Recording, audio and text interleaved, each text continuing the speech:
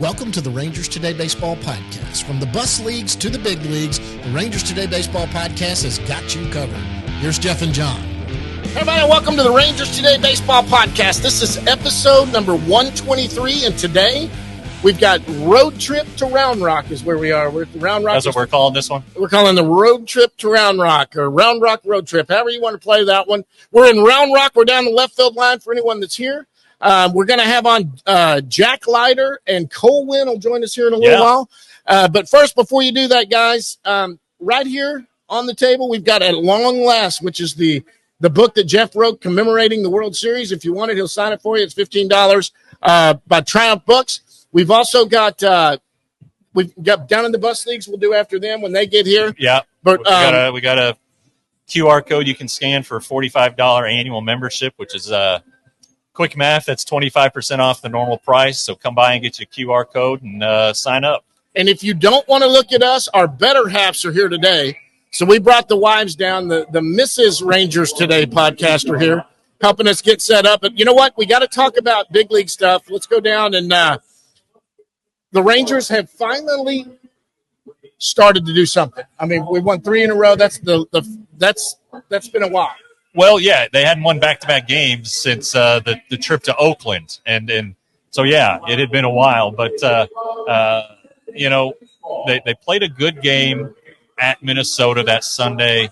A great story with Garrison Garabito starting in his Major League debut at age 28 after not being an affiliated ball the last 2 years. Right. He pitched here at Round Rock and earned the job. They weren't just like, God, we need somebody to start. They said, we have this guy to start. Played a good game there. They had the World Series rematch against the Diamondbacks and played really good baseball in those games. Both of them. Nathan Eovaldi came back. Wyatt Langford came back. Dane Dunning pitched after he had a sinus infection, but it was his second start since coming off the injured list. So, and of course, the big thing is that Corey Seager is back. He is back. This is the Corey Seager that could have been an MVP last year if there was not a guy named Shohei Ohtani. He has. Entering today, he has 8 home runs in 8 games. That's good, right? That's pretty good. He doesn't have a home run in all those games, otherwise I'd tie the Major League record. But he does have home runs in 8 home runs in 8 games, and even his outs are hard. He's hitting 110 mile per hour fly balls that are getting caught, 108 mile per hour grounders that somebody's standing in front of. So he's the straw that stirs the drink. He's Reggie Jackson. He's the guy that you got to have hitting in your lineup. Now, Nathaniel Lowe started to hit. Yep. Marcus Semien had a day off. What was up with that? They just gave him a day off. He had that collision with Adolis Garcia. Yeah. And neither one of them came out of it very good. But Marcus being Marcus, he didn't want to miss any games. And so they finally convinced him to take a day off. I was about to say, did they have to hold him down? And well, it was a day game after a night game, followed by an off day. It was like the perfect scenario. If he's ever going to take an off day, that was the day to do it. So he did it. He's back in the lineup tonight, and maybe that helped. He hasn't been great. He hasn't been terrible. But if he's going, if somebody at the bottom of the lineup is going to turn it around for Seager, for Josh Smith, as it turns out, for Adolis and Leody Taveras, who's been good, Nate Lowe's getting better. So things look to be going in the right direction. The rotation continues to be good.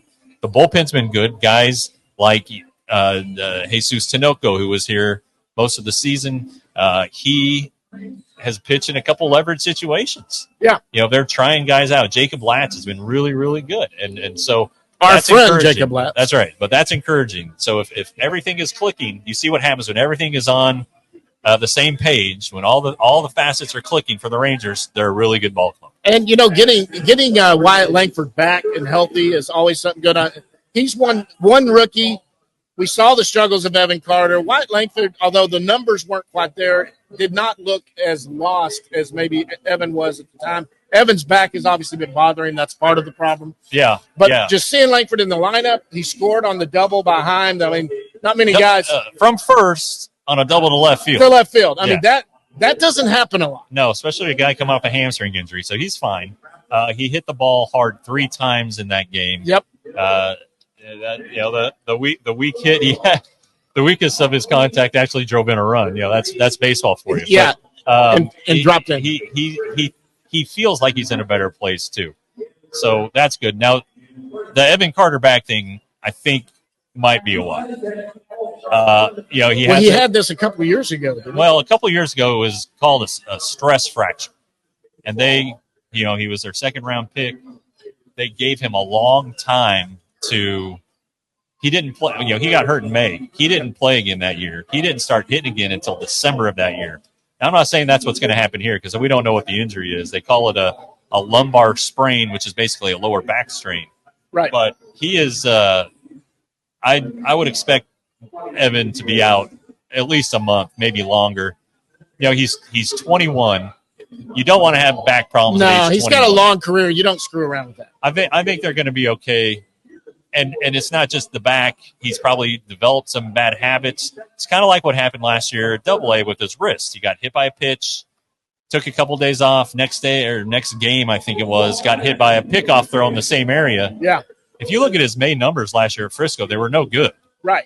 And they sent him to Arizona to work out his swing to get healthy.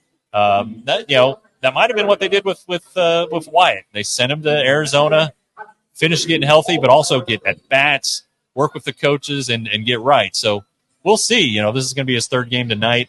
He looked good. He looked good in the second game. So if he's hitting the ball hard, balls are going to start going out of the ballpark. It's going to be the player you thought he was going to be. Well, and then some other good news. Aren't we starting to see Josh Jung is starting to do some hitting activity? Yeah, he's swinging off hitting balls off a tee. It's not a regulation weight bat. He called it an underload bat. So it's lighter. It's the same length. Everything's been fine there. And Bruce Bochy said, in fact, he said if you didn't know that Josh had a broken wrist, you would think he'd be ready to play tomorrow. So the swing looks good. It's got to be a regular bat. He's got to go through the progression, hit live, right. Do all that. This is the last thing he's got to do. He's already been fielding and throwing. He'll have a rehab assignment. Not sure where, here or Frisco, but sure. He'll be out for I would bet he's not ready to go till late June, but there was some talk about early July or even the All-Star break. He's going to beat that back. Yeah, I mean, seeing him take infield and do that out there, I mean, he looked healthy. He was throwing with Jacob deGrom the first day also. Yeah. I thought throwing might be the last thing, especially when you're having to use that wrist and how you throw the ball, but it is hitting because of the grip and all of that and getting back. What do you think? He's going to have a guard this time? You think he'll – they might as well put him in armor. I feel sorry for the guy. Then he'll find a way to get hurt, but you look at his injuries. I know there's people who say he's injury prone, all this stuff. Oh, that's bad luck injuries, man. Yeah, this isn't pulling a hamstring after hamstring after hamstring. Yeah. He's in, it's not soft tissue stuff. These are broken bones. Yeah, they're broken bones that happen, and that's the problem with it. Yeah, but I think this team's going the right way. They're scheduled. The Marlins have the worst record in the National League. Of course, the last time they played the team with the worst record in the National League, they got swept. They got swept up in your hometown. But and then they play the Tigers, who are playing well right now. They're up. Yeah, they've won 5 or 6 in a row. They've won 5 of 6. The Giants are playing better. They're above 500, but still, I think this is a chance maybe for not to get healthy, but to maybe put something together. Because then they go on the road. They play the Dodgers. They play the Mariners, and they come home for the Mets, and I can't remember the other club. And then they go on the road to play the Brewers, who are really good, and the Orioles, who are really good. So you gotta make hay when you can make hay, and you want to go 500 on the road, but you got to win at home. And they did that, albeit a 2-game winning streak. Well, look, we're going to wind down this part because we got to get our guest on here. Don't forget, guys, subscribe to Rangers Today. It's $5.99 a month, $60 for a year. You're running a special over here if someone wants to get that. That's right. $45, that's 20% off. We cover the minor leagues from all the way down in the bus leagues, all the way up to the front office. This is the best Texas Ranger coverage there is at all, from top to bottom. Yeah, most complete. There's no doubt about it. We're talking to pitchers that are in low A, and the dadgum president and general manager has been on with us. Yeah. I mean, we've got access to all of them. So if you're not a part of this now, click that YouTube channel and subscribe to it, or just subscribe to the website and get something in your inbox every day. That's the way we know. Papers don't show up anymore hardly. Now everything's digitally. But let's go right now. After this, let's get Jack and Cole in here. Yeah, let's do that. Jack and Cole right after this. Guest segment's brought to you by the Round Rock Express, where we are right now. Jeff, what's going on in Round Rock? Well, we are. It's good. We're here for a couple days. The big one's tomorrow. That's the Nolan Ryan Hall of Fame 25th anniversary replica ring giveaway, presented to the first 2,000 fans. So get here early if you want that. Then they go on the road for a week, but while they're on the road, the UIL state tournament is out, Dell Diamond. So if you want to see good high school ball, come out and check that out. And then they come back on the week of the 11th, which I believe is Father's Day weekend. I know Mother's Day. I always know Mother's Day, but I don't know Father's Day. But on Saturday the 15th, it's a Corey Seager World Series replica ring giveaway. And then, Father's Day with Christopher McDonald, which is, you know him. He's what's his name from Happy Gilmore?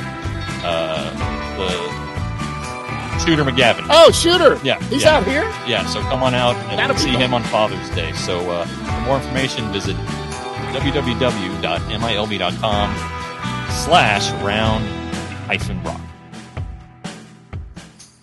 All right, guys, and joining us on the Round Rock Express hotline, it is brought to you by Round Rock Express, is the guest segment. Joining us is Jack Leiter, right-hand pitcher for the Texas Rangers. Jack, what's going on, bud? Not much. How's it going? Thanks for having me. Well, thanks for coming on. Did I see you throwing a bullpen earlier? Yes. Today's your bullpen day? Yes, it is. What were you working on? I mean, probably the roughest one so far this week, in terms of fastball command, and everything comes off of that. I felt really good about it all year, so that was the focus today. Yeah. Everyone's going to have a bad one every once in a while, so you got yours out of the way here. But the body of work at AAA, how pleased are you with it? It's good. It's really about taking the process mindset of, what can I do to get better each day, and one pitch at a time. It's just how focused can you be on that, and that's what I've come to learn in my short professional career so far. So that's been the focus, and I've been happy about the progress. What have you taken away from your 3 major league starts? Which I think, I know you don't want to make excuses, but I think it's tough to get dropped in and then pulled right back in. You get out of your routine, and you just said you're so focused on your routine. But what have you thought? What have you learned?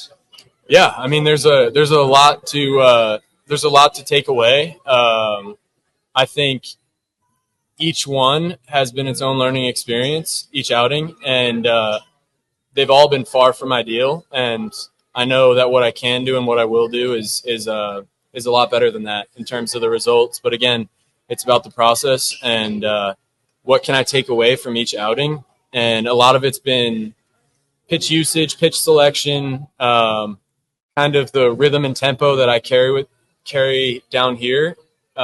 Just bringing it with me up there. I think I've kind of strayed away from what's made me good down here while I've been up there. So, I think right when I can get that to translate and pitch like myself up there, good things will start to happen. So we're doing a minor league show now. We had Jordan Teagues on yesterday, and I know when I talked to you in spring training about the last season, you were effusive in your praise of Jordan. Of course, he mentioned John Goebel and a bunch of other guys. Can you talk about the support you get from the minor league side, from Jordan, from pitching coaches, wherever you've been? Yeah, it's been great. Goebel was awesome last year. Bork's awesome this year. DK, the whole staff here is great, and it all comes back to Teagues. Teagues has been awesome. It's kind of the running joke in our org among the pitchers. Like, when Teagues is in town at your affiliate, everybody kind of figures it out. Like, he's got the magic touch. It's just like, hey, try this, and it just works when he says it. So he's a great coach. Yeah, he said he's been working mostly with the 2 upper level teams. I mean, you guys are throwing it pretty good here. Mm-hmm. I mean, it seems like it's a mix of guys. There's some veterans and there's some younger guys like you. What works as a staff? What's working as a staff? I mean, I think aggressiveness, consistency, things things that I feel like this past outing I didn't do well. We have been doing well, so it's really just a matter of repeatable delivery, keeping it simple, and attacking the zone with multiple pitches. And I think everyone on the staff, a lot of guys have been around and had success. I mean, you have a legend here in Cueto, and we've had Scherzer stop in. It's been a really cool place to be, I think. What did you see from Cueto last night? He tossed 6 scoreless. He's not quite twice your age, but he's a little older. He's right around my age. Well, no, he's not. I'm 10 years older than him. But what do you see from that guy? Yeah, he's fun to watch. Fun to watch go about his business. Super nice guy. Obviously, I think he's earned the right to not be a nice guy, but he is. So that's pretty cool to see, because he's done a lot of amazing things, and watching him shimmy out there on the mound and change speeds and get a lot of swing and misses, it's pretty fun to watch. Yeah, I mean, as you probably know, you're from your dad, from Mike Maddox, locating your fastball and changing speeds. You can pitch for a long time if you do that. And yes.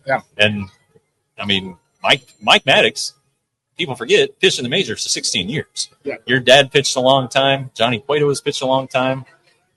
Do you guys watch a guy like Johnny and say, "Geez, I can do that"? Yeah, I mean, it's just being around the big leaguers in big league camp, and then the few times I've been up so far, it's really cool, because you see guys on other teams. Obviously, watching on TV, I've watched baseball obsessively since I was young. You see guys of all different types throwing 102 and don't really know where it's going. The ones who throw 102 and do know where it's going are the best of the best. And then there's guys who don't break 90 and change speeds really well and locate, and those are sometimes the most fun guys to watch. So I think you can take something from everybody and kind of mold your game. It's a game of like everything else, of trial and error, and you kind of figure out your direction, what routines work the best, what mindsets work the best, and how to attack your weekly preparation. Well, so that sounds like the answer to my next question. How do you stay on the right track? Because you appear to be, Jack. Yeah, I really do trust my process, and I feel very confident in my long-term outlook for myself, which is a comforting thing. It's knowing that, trusting my process, trusting my work and my work ethic, I'll be where I want to be at some point. I don't know. In my head, I don't know if that's next week, next month, a year from now, 5 years from now. I want to play till I'm 45. So, me too. So, in my head, it's just stay the course, keep pushing, keep getting better, and good things will happen, because you can't make it all happen at once. All right. So listen, I've got to ask this. So we all thought you had a chance to make your major league debut this year. It was not quite the way it was supposed to be, but you did. So I got to know, how crazy is it? How long before you got the call and you got to tell everybody? Who'd you call first? Well, my dad for sure. He's been in it every step of the way. Sometimes he's even more invested than I am in my own pitches, and it's great. Every step of the way, I feel like he's been there with me. So that's special for both of us. And my mom, my sisters, called all them before it broke out, and one of my sisters started crying at work, so it was cool. Yeah. Was it hard to keep it a secret? Because I know the Rangers don't want you telling anybody, or I know you don't do social media, but like guys in the past have tweeted it and caught some grief for it. Was it tough to keep it quiet? One of my best friends from home actually texted me the night before I found out and said, when you get called up, you got to let me know so we could all fly in and come to the game. Yeah. And I was like, okay, yeah. And sure enough, the next morning I got called up, and I was like, what weird timing for him to say that. But I couldn't tell him till it was out. Did you make him sign an NDA, or don't tell anybody? Well, how did you find out? Did they play? You know, some of them play jokes on you, do stuff like that. How'd you find out? It was a little bit. We were going to Sugarland that next day, and I texted Will, our trainer, and I said, I'm going to drive to Sugarland. I'm not going to take the bus. And that was the night before we were supposed to leave. And he was like, well, just stop in. Actually, Skipper called me and he said, just stop in at the field tomorrow because there's a lot of moving parts and then you can drive. So he didn't tell me there. And then I got to the field and I was supposed to have a bullpen that day.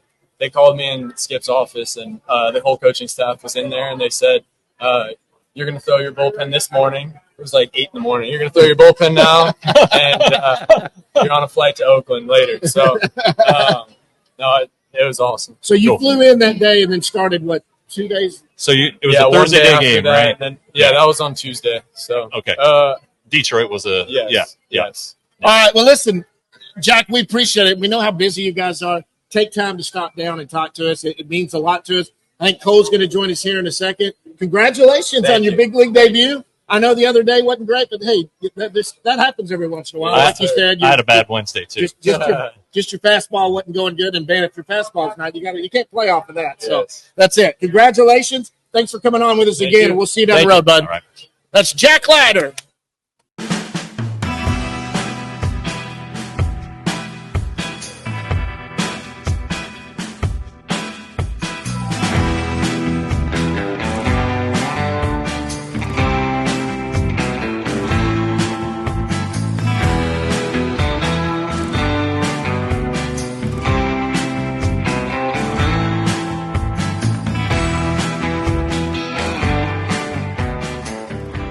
Guys, and joining us right now is Texas Ranger right-hand pitcher Cole Winn, who here in Round Rock right now. But, man, you have been good in the big leagues this year. What's going on, bud? Not much, guys. Thanks for having me on.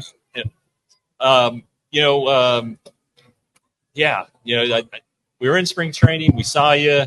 Of course, we've got the Colorado connection. We're going to put up a picture of that shirt that I sent you that we got to get. Did you expect to get called up as soon as you did? I mean, it was 2 weeks into the season. Not really, no.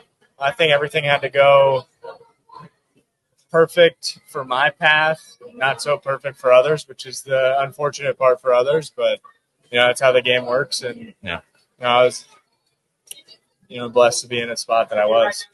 Yeah, we had Jordan Teagues on in our minor league show yesterday, and he was talking about how well you did and that you might have been throwing too many strikes. Is that kind of the takeaway when you come back down here? Yeah, absolutely. And I mean, if you'd have told me last year at this time I was throwing too many strikes, I think I would have had some different words. But he made the same joke. He's telling you that he would be throwing too many strikes. That's funny. Jordan said the same thing. I told him that. Okay, good. Yeah, but so what did they tell you when they sent you down? What did they want you to work on to get back up there?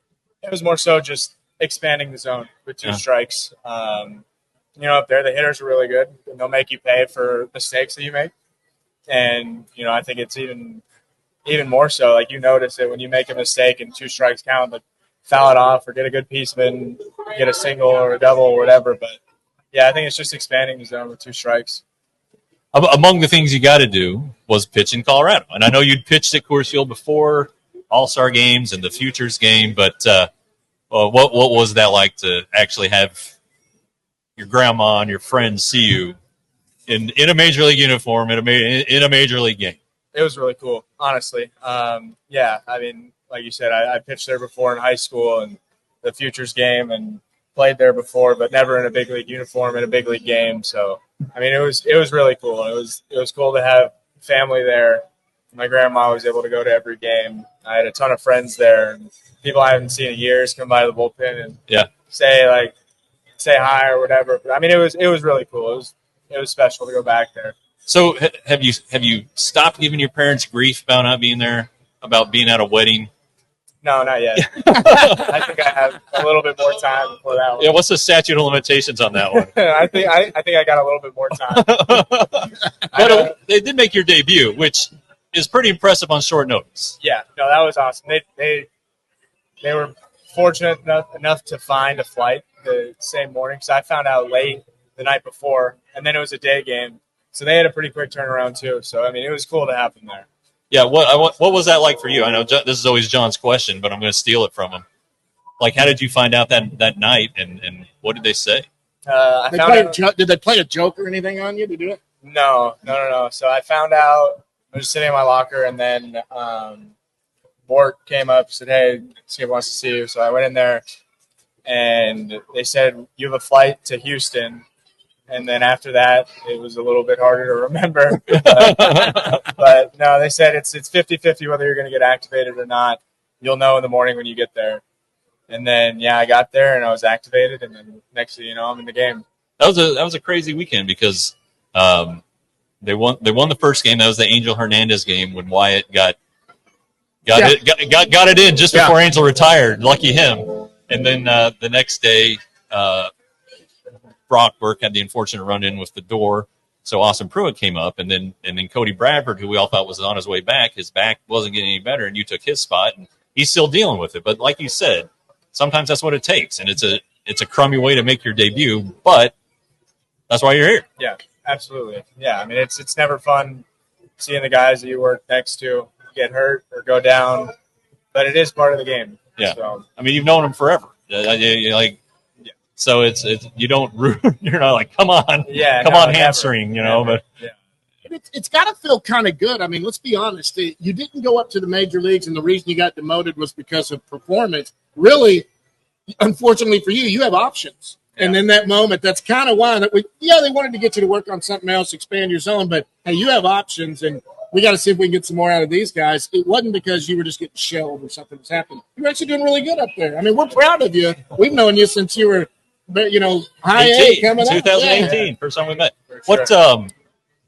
So what was the key for you dialing it in? You just made a joke about a year ago you could not throw strikes, and now they want you to throw fewer of them. So so what was the key to dialing it in? This game's weird, but I think it was just I got my body in a better spot. I'm moving a lot better, and a lot more confidence on the mound.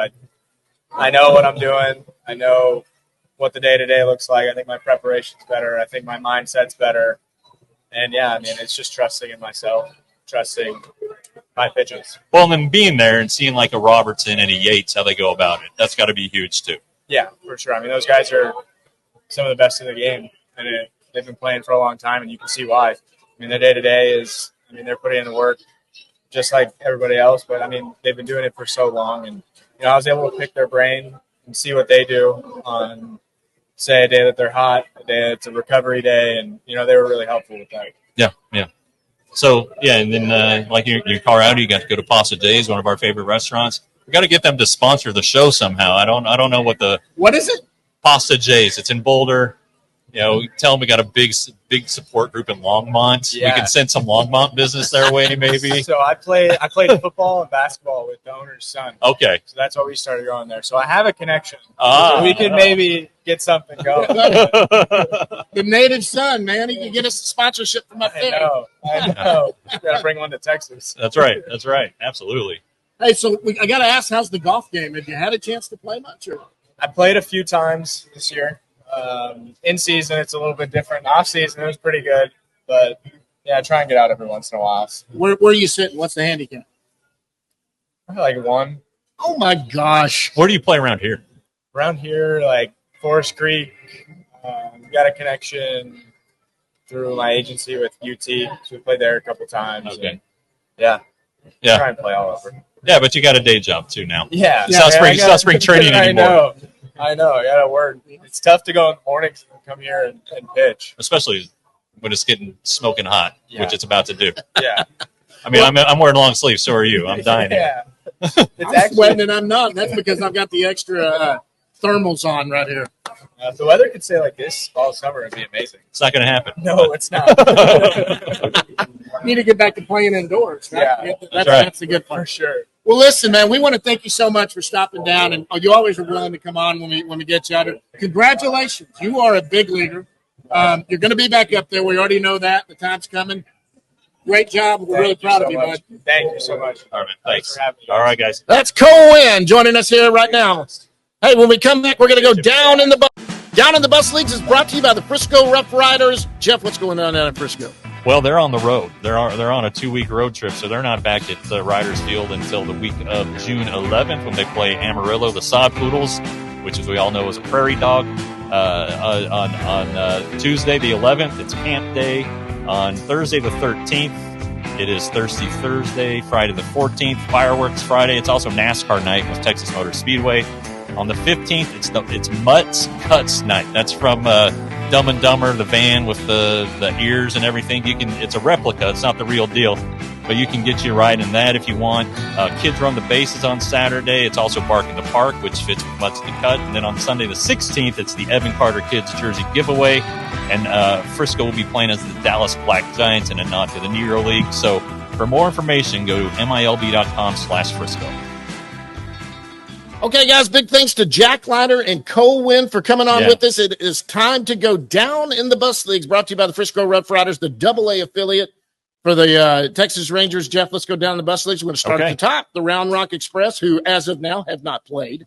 They're playing tonight. They are 29-24. They're 4-6 in their last 10. They won last night. Yeah. What do we got to talk about here?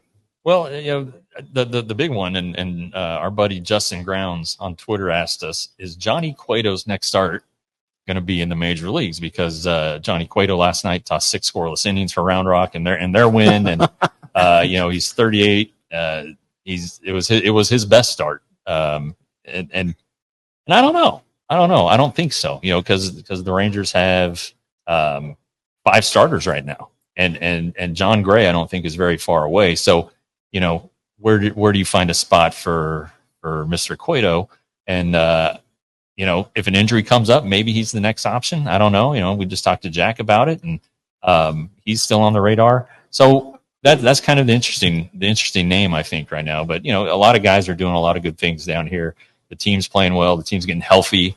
Wenzel hit a bomb last night. Yeah, it's a thing for these guys to get healthy, too. They were banged up. They lost a lot of players because the Rangers are so banged up. So, they're going to hit their stride. Probably not going to win the first half, but still a good club here doing good things with a lot of good guys. A lot of guys that have been on the big league team. I mean, that's crazy. Yuri's back here. We got Cole Winn. We just had Cole and Jack on here, 2 big leaguers that have been up there today. Yuri's down here. This team is, if not for the depth, there was a lot of big leaguers playing in AAA. Absolutely. Let's be honest. If they were in any other organization, they'd probably be playing in the big leagues right now. Well, definitely a couple, like a rebuilding team, but the Rangers aren't doing that anymore. Nope, they're not. But defending world champs. But you got to have quality depth, and this at times these guys have come up and done good things. Yep. So let's go down to Frisco, the hottest team in the organization. Frisco is 31-17, 7-3 in their last 10. They've won 6 in a row. Yeah. I mean, they are good. And like I said, I was out there last weekend when Kathy was out of town and got to watch Dane Acker pitch. But I'm telling you right now that they're hot. Yeah, and they're pitching well. They're hitting well. Ben Anderson, a guy who was a really late round draft pick. His brother is Ian Anderson in the Braves organization, who was a first round pick. Ben tossed 5 innings last night. He's been really good. Really, their starters have been good. Our buddy Ryan Garcia has been good. Dane, who you mentioned, Teodo's been very good. I'm sure I'm leaving guys out. I apologize. Then offensively, it's still Josh Hatcher and Cody Freeman, who are doing so well. Right. And I think, Cody came up and said hello. That was nice. It's the end of May, so the Rangers will be sorting through who their May player of the months of, and Cody's going to be a candidate. I don't know if he's going to win it. I think Jason Morobel is going to win it, but Frisco's good, and I wrote it at RangersToday.com a couple weeks ago why they're so good, and a lot of it has to do with the manager too. Yeah, and look, I'm going to say it again if you guys have already listened to the minor league show we put out yesterday, but I'll say it. So I go and I talk to Cody. He comes over, gives me a hug. We're talking. He's telling me to put the show out there to his family and all that. Goes up his first at bat, and he pimped it a little bit. Now, look, it wasn't arrogant pimp. I mean, but he looked it. He watched it. He nailed it off that awning out there in left field. They have that little party thing out there. Yeah. Boy, he nailed it right off. And then Abby came up right after and went out center field. But it's good for Cody. He's a friend of the show coming on here. And we'd love to see that with those guys. Let's go down to High A, Hickory Crawdads. The only team in the entire organization that does not have a winning record right now, they're 19-29, 5-5 in their last 10, which is a lot better. I think last time we did this, they were 2-8 in their last 10. So they're 5-5. They did lose last night, so they're just one loss. Yeah, they're like we've talked about all season, they can't hit the ball. And some guys are starting to come on. Sebastian Walcott, he's threatening with a 200 average to get above the Mendoza line. I think he had a couple of hits last night. Cameron Cawley had a nice game last night. He went 3 for 5 with a steal. Anthony Gutierrez is back. He went 2 for 4. So the big offensive names, I mentioned Morabel just a second ago. He's really been carrying this offense. But, Mitch Brad, our friend who we talked about on the minor league show with Jordan Teagues, he had a good start yesterday. So 5 innings, right? He went 5 innings and allowed 1 earned run, 2 runs overall, struck out 6. So, there's talent on the team. It's just they really are struggling to hit. But that is a pitcher's league, but I don't think the pitchers are that good. I just think these guys are struggling to get on track. All right, we'll go down to Down East. That's the youngest of the full affiliates that are playing a full season. Down East Wood Ducks are 26-21, 7-3 in their last 10. They're another team that came on hot. They started slow. Now they've really come on. They've got a winning record. They won last night also. Who are we talking about? Well, Cole Drake had a great game last night, and when we had Alejandro Rosario on the show, and he's been so good with 38 strikeouts and 5 walks. Well, Cole Drake had those exact same numbers last night. He throws 4 innings, allows no earned runs, 1 run, didn't walk anybody, struck out 7. So he's doing a good job too. And then Paul Bonzagni, who's from the Metroplex, he tossed 4 innings last night, got the win. In relief, but again, at Down East especially, these guys will piggyback. You'll see guys who are working as relievers, but really they're on a starter's regimen. So they got a lot of good arms down there. And our save, while we're talking about friends of the show, went to Luke Savage, the TCU product, who's from I think he went to Plano Prestonwood. He's from north of the Metroplex. Doing a lot of good charity stuff too. Yeah, right. So again, that team and Frisco doing pretty darn good. Yeah, not bad at all. Okay, well, that's the affiliates. ACL, they're barely starting. They've played. They're 11-9. The Dominican Summer League starts on Monday, so we'll start to see even more names that we need to know. Looking forward to some of those guys. It'll be two teams again this year, as it always is, and they'll split up the good guys so that it's kind of an even right. Teams and not one super team and one guy, a bunch of guys who don't know what they're doing. So we got that coming up next week. Yep. And hey guys, this is we're going to wind this one down in the bus leagues. We really appreciate the Round Rock Express for having us out here for the weekend. What else? Anything? That's it. Let's go have a beer. Yeah, let's go have a beer. We're going to be walking around for those that are here and had a good time. Guys, remember, $5.99 a month, $60 for a year, $35 for 6 months. Get on there and join. Go down and subscribe to the YouTube channel.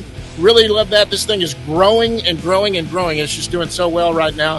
It's been a lot of fun. We love being here this weekend. Until next time, guys, we will see you at the yard.